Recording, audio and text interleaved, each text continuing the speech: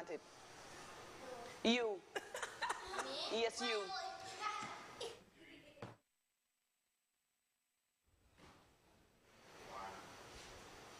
Good morning, everyone. We are once here again for fourth week of storytelling. We have our lovely reader, Michelle, aka Sensia. She will be telling us a story of the flood of 1880. Good morning, everyone. Good morning, Mommy. You guys ready? Yes. Oh, you sounding so. Are you ready?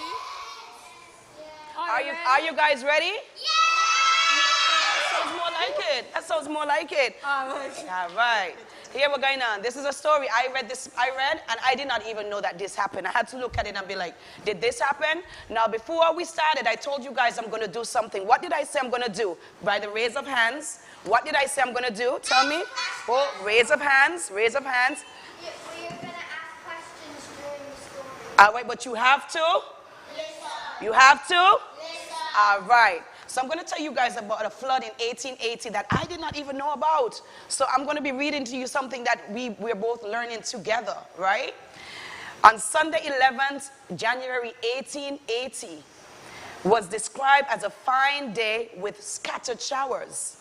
About 5 p.m., the atmosphere became quiet, like very quiet, warm compared to the days before. You know, previous days it was okay, but today just felt a little warm, right? Then at about 9 p.m., an intense cold set. There was a light shower, which quickly came to an end. By 11 p.m., the rain started falling and continued unabated till 3 a.m., January 12th. The night was very dark. By raise of hands, can you tell me what day this happened? Raise of hands, what day? What day was it? Was it Monday, Tuesday, Wednesday, Thursday, Friday? Sunday. It was Sunday. Can somebody tell me what date did it happen? What date? What date? Tell me. January 22nd. No. January 11th. January 11th. So, hi. What year? Tell me what year. What year did it happen? Can somebody tell me? Remember we started what the story was? No, you aren't saying too much. You're listening too carefully. I like that. I like that. But I need you guys, come on. You remember the year? What year did it happen? Remember the year? What year? I said it at the beginning. I started the story and I told you guys this is a story in the year of... 1980. No. Say it harder. 1880. 1880. So I need to hear from you guys. What year did it happen? 1880. What day? 1880. Yeah, but what day? Monday. Sunday, Monday, Tuesday, Wednesday, Thursday, Sunday. All right, and what day? Was it the 10th, the 11th, was it the 12th, was it 13th?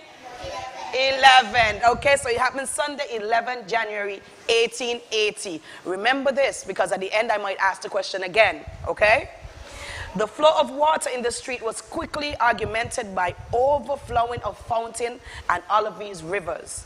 The water from the Fountain River in undated parts of College Estate, while that of Olive's River ran through Shadwell. The water left deep furrows in Monkey Hill and Olive's. Now the question is, it ran through a certain place. I said it just now. It ran through Olive's and somewhere else. Where? Shadwell. Very good. Oh, you had it? You had it? Tell me. Tell me. Monkey Hill. No. Shadwell. See, she just said it, Shadwell, okay? Remember, you gotta listen carefully, okay? In College Street, Bastille, you all know where College Street is? If you know where College Street is, point the direction of College Street. Okay. Point, that's College Street. In College Street, Bastille, protective walls were broken down by torrent. The property of Dr. A.P. Boone and his neighbors was inundated with gut sand. David Taylor, a carpenter, his wife Esther, Esther's mother, and the couple's 9 children were all lost in the flood, as was the family of another carpenter, Frank Burgundy, and his wife Henrietta. David Taylor, what was David Taylor? He was a what? carpenter. And do you remember the name of his wife? Esther. Very good. Esther. What was the name of his wife? Esther. All right, and then another carpenter passed away already. He was rowed away in the water. What was his name? I'm going to read over that part again. And listen carefully, okay? In College Street, Bastille, protective walls were broken down by the torrent. The property of Dr. A.P. Boone and his neighbors were inundated with God's sand.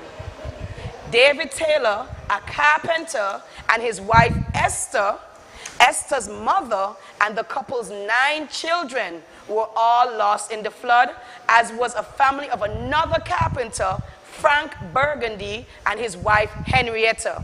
By a raise of hand, can somebody tell me what was the name of the next carpenter? I said to put up your hand. Ajanique? Frank Burgundy. Sorry, my bad. Burgundy. All right. What was his wife's name? Henrietta. What was his wife's name? I need to see some more hands over here as well. I want you guys to listen carefully so you can put your hands. All right. Okay, I didn't see. I'm sorry, sweetheart. Now, let me ask you a question. You remember when Esther, the carpenter David, and his wife, they lost a bunch of children. How many? I want hands over here. How many children did they lose? Tell me. 9 children. Good job. All right, so let's move on to the next paragraph. I want you guys to listen, okay? You ready? At King's Ground, west of the New Market, on Central Street between Westbourne Gut and Picapia Alley, once a hotbed of vice, is now the scene of the greatest confusion and woe. The western wall of the market was badly damaged. Y'all know where the market is? Point in the direction of the market. Good job. Good job. Yes, cross there. You used to go to get the provisions and your potatoes and all that stuff. That's the market, right? No, the market is, remember there's a supermarket and there's a regular market where they sell like fish, they sell like meat, they sell, what else? What else do they sell at the market? Vegetables. Sorrel, you know about your sorrel there too? You like sorrel? Ah, nice. All right, so the western wall of the market was badly damaged. The house of Lazarus Titley was carried off its foundation, and that of Samuel R. Carey was annihilated. Carey was trying to get his wife and daughter to safety when they were both carried away by the rushing waters. John Thomas Cook had just rescued a friend when he lost his footing and was also carried away. Now I'm going to ask you guys a question. You remember I asked you where the market was? And I told you guys a certain part of the market was badly damaged. Which part of the market was badly damaged? Raise of hands. Tell me. Which side? Yes. Which side? Let me come over here. No. Which side? They had the north side, the south side, the eastern side, and the western side. Which side? Yash. That means I have to go through that paragraph once again. Listen. Listen. Listen. At King's Ground, west of the New Market on Central Street, between Westbourne Gut and Picapia Alley, once a hotbed of vice, is now the scene of the greatest confusion and woe. The western wall of the market was badly damaged. Oh, you put up your hand now. The side, I want as a count of 3, I want everybody to say it. Which side of the market was badly damaged? Good job. All right, so now we can move on to the next paragraph. Carey was trying to get his wife and daughter to safety when they both got carried away by rushing waters. John Thomas Cook had just rescued a friend when he lost his footing and was also carried away. What did John lose? Show me your foot. Where's your foot? All right. So he lost that. You know how hard it is to lose your foot? It means you can't walk. You understand? You might have to use a crutch. Yes. He lost his footing. Explain to me footing.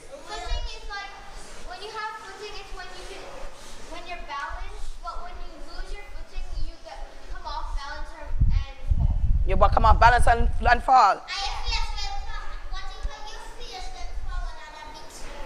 What if your face went forward on a big stone? Then what will happen? You just watch a lot of scary movies. Anyway, tell mommy start letting you watch scary movies, okay? At Gut Market, Market Street, Elizabeth Summersall and her son had a narrow escape but lost their house, which in the past had endured other floods. Their loss was estimated in hundreds of pounds, as was that of Miss Joseph Paris. What did Elizabeth lose? What did Elizabeth lose?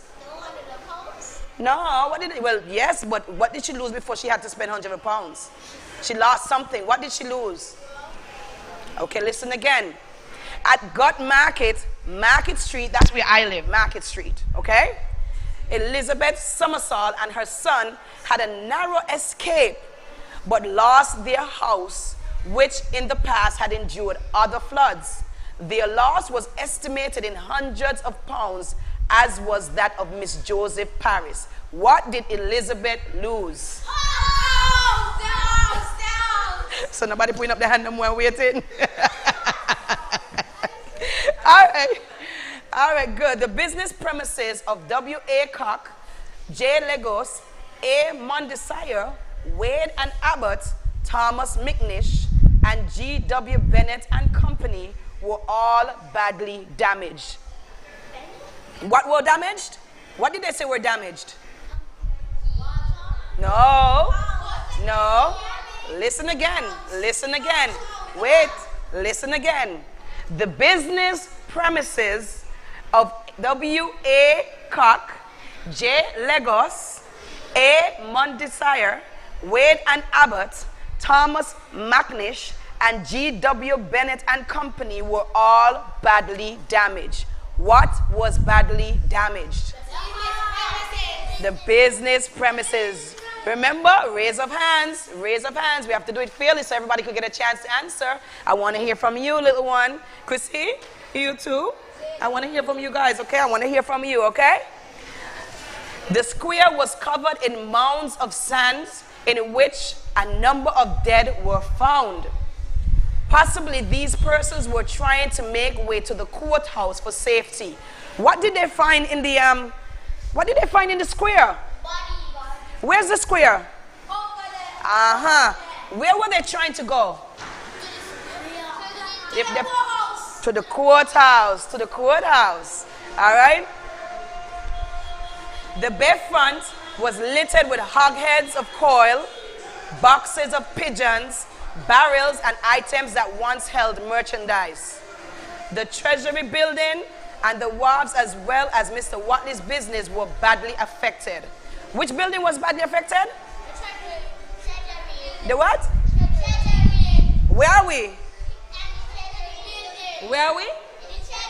So this building also was badly damaged, but it's still standing strong. Don't you guys think so?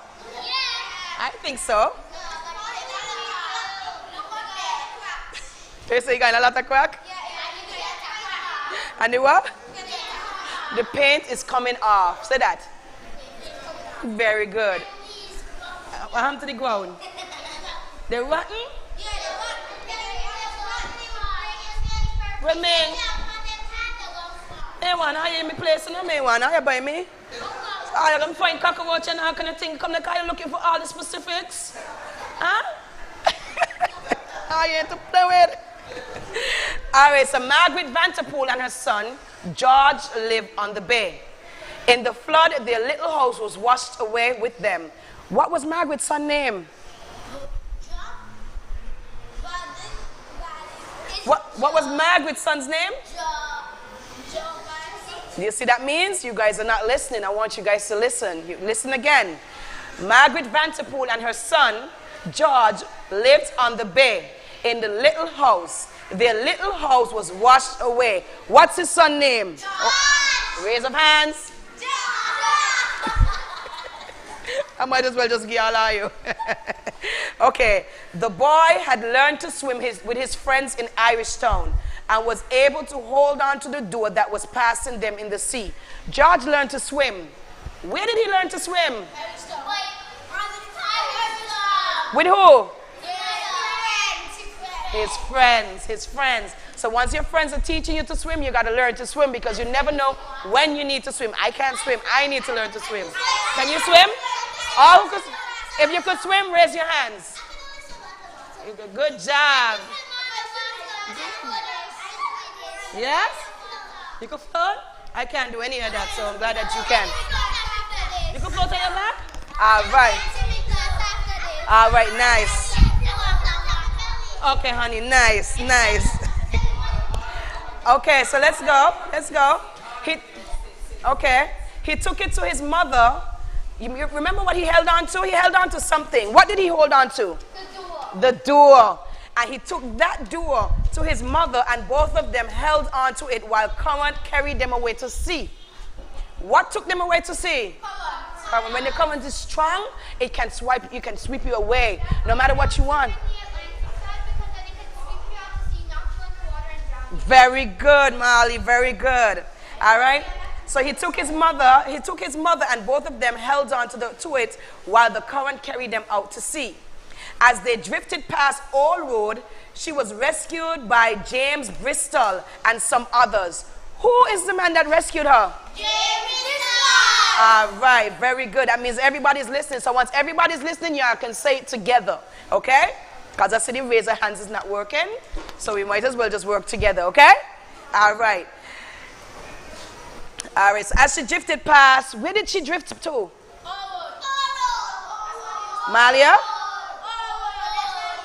You're quiet behind here, Mr. That name, Shatiana. Where did she drift to at Shatiana? Old Road. All right. She was about 5 miles from land. She told them that her son Bristol took off again and they needed to search for him. All right? He picked up an exhausted young lad who immediately asked about his mother. And when he said that she was pregnant, the both men knew they found Margaret's son. Whose son did they find? Margaret. And how did they know that he was Margaret's son? Because being pregnant. She was about to have a baby. All right? 2 days later, Margaret gave birth to a baby girl and she called her Flodine. How much days later? 2 days. What's the baby's name? Flodine. All right. Margaret and George were among the lucky ones who were rescued at sea. Others were not, and their bodies were washed up at St. Statius, where the government ordered that they should be given a Christian burial. What did the government give them? A what? Christian burial. And where were they washed up? St.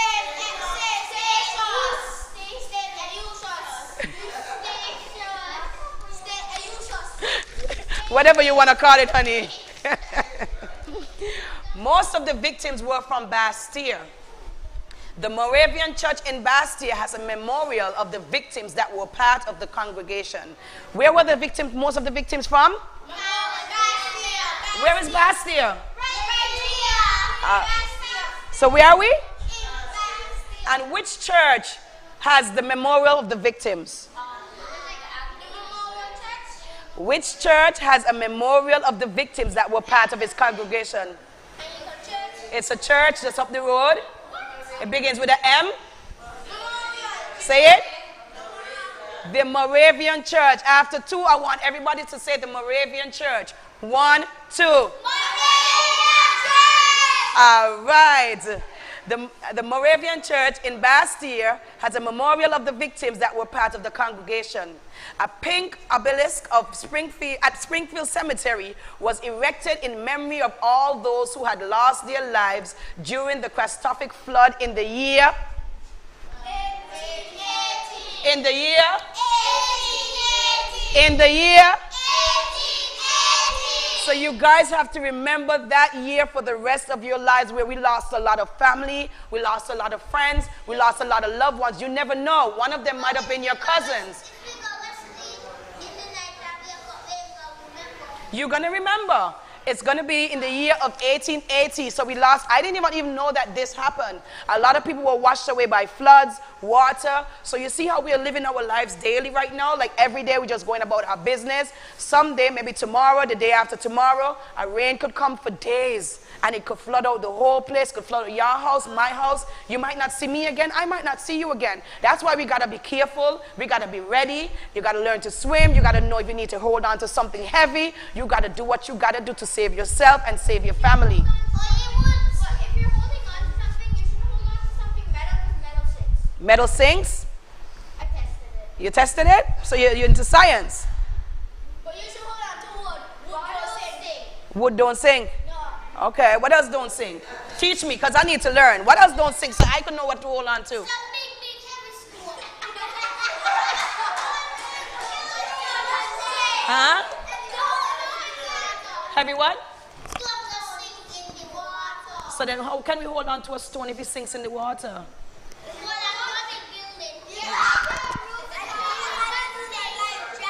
Life jacket? So you need to find, because you know what I did? Let me tell you what I did. I heard about a flood one time, and what I did, I ordered a life jacket for my family and my daughters. I have a niece, so I call her my daughters. And I keep them in areas where we hear a flood is coming. I just grab them, put them close to our beds, and if we need to put them on, we put them on. So what I suggest you tell your parents to do, to get life jackets and keep them at home, because we never know what can happen. Go ahead.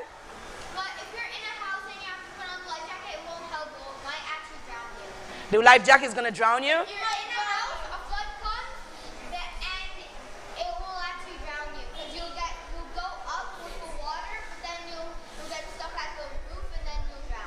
Yeah, but you have to get out. So if you have your life jacket and you know it's flooding, you don't stay in the house, right? You try to get out as quick as possible. Because number one, if you stick in the house and the water floods right up to your house, sometimes if you're in a house, and especially if you have an upstairs and downstairs house and it's flooding, the best thing is to do is go to the top. Go to the top. You understand? You have to try to go to the top, because the flood might reach to a certain level of your house, but it might not catch you at the top.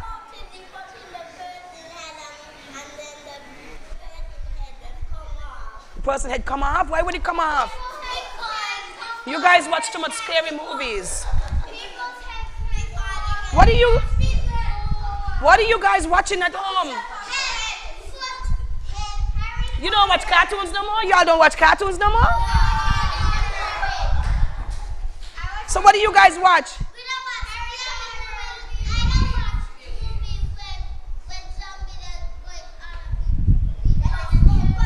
I can't even watch those kind of movies. I like to watch fairy tale movies. And it's for little kids? Well then consider me a little kid then. I love to watch cartoons and I love to watch fantasy movies, okay? I like Harry Potter. All right, so what did you guys learn from the story today? Tell me. What? And we lost a lot of lives. What did you learn? Sorry? About 1880. 1880. What year was that flood? So I want you guys to go on remembering this story for the rest of your life, and I want you to teach this story to other children. Tell them about it, so that, tell them about it. Did you know, when you go to school, you said, do you know about the flood in 1880, where we lost so much friends, we lost so much families? Tell them about the lady, remember her son? He thing away on a what? A door? And then he told them that he was looking for his mother, and his mother was? Okay, and he found his mother, and how much days after did she get a child? And what did the baby name? Flodine, see? So you guys can go and tell the stories in school. What else? Go ahead.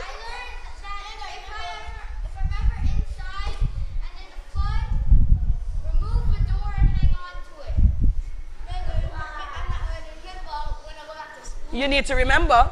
You need to remember. You guys going to remember for me, okay? Can you remember for me?